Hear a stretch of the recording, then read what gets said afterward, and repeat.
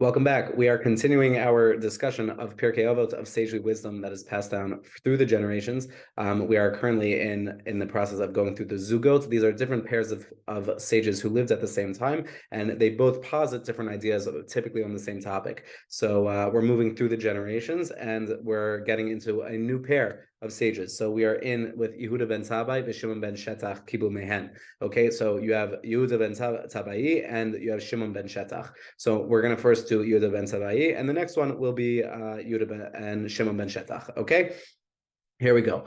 Yehuda ben Tabai Omer. Yeah.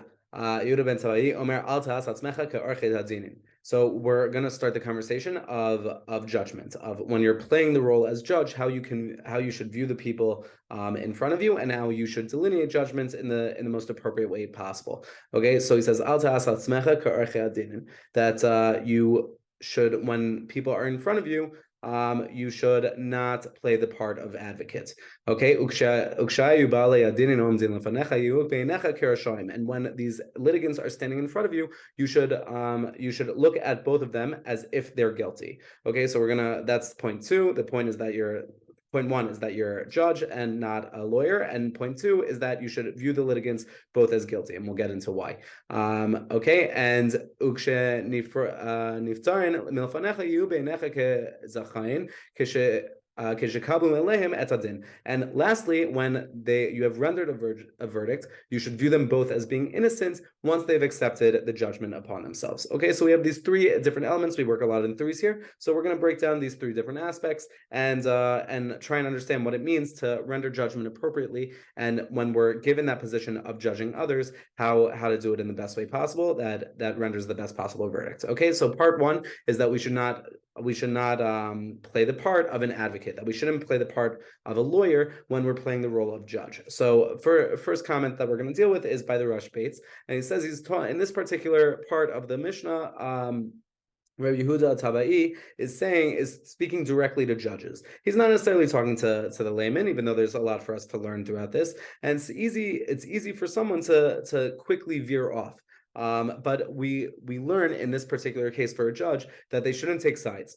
And you shouldn't be teaching the litigants what to say on for their particular case. There are some exceptions to this rule, certainly when in cases when children are involved, but overwhelmingly we do not insert ourselves in the case. A judge or judges should not insert themselves in the case. They should remain impartial and hear out what both the sides are bringing forth. It's not their job to get involved on that advocate level. The second point is that when the litigants are standing before you, you should view them both as guilty. And it seems a little bit counterintuitive. Certainly, if you're American, we believe very strongly innocent until proven guilty. So why is it that Rav Yehuda Tabai is taking the opposite approach? Why is it he's saying that you need to view both people as being guilty? Okay, so he's teaching us an important lesson of not just relating to the case, but relating to people. It might be very easy for us if we know of somebody or we know of them by them of reputation. You could be persuaded either which way based off of what you know about them, based off of your relationship with them. So today we have the concept of recusing oneself,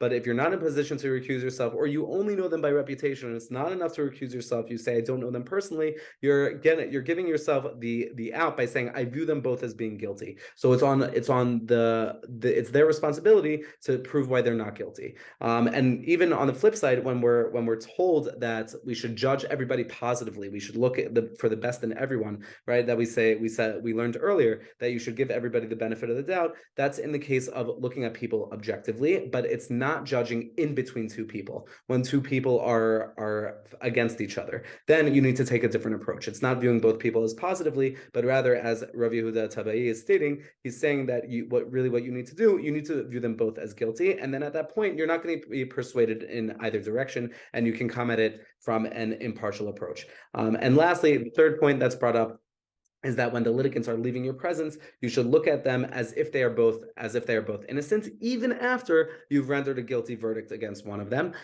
But this can only take place once they have accepted judgment upon them. So trying to understand this concept is a little bit harder to deal with, but the main point here, and I think it comes with that qualification at the end, this caveat that once they've accepted judgment, right? Because we believe so much that people are always on the path to bettering themselves. We believe the Gemara in Kedushin, the Talmud, the oral tradition tells us that even if you see somebody that commits a sin and they're actively doing something that's not good, that's frowned upon, that we know and they know, even in that case, we assume that they are actively on the path of tshuva, of repentance, of returning, and that we shouldn't look at them in a negative light. And that's what we learned here. The fact that they're accepting their punishment is a good step in the direction. It shows their respect for law. It shows their respect for the authority of the court and the dayanim and the judges involved. And we should take that as the opportunity to not hold a grudge against them, not to be upset with them, but rather to say, all right, they're on the right path moving forward.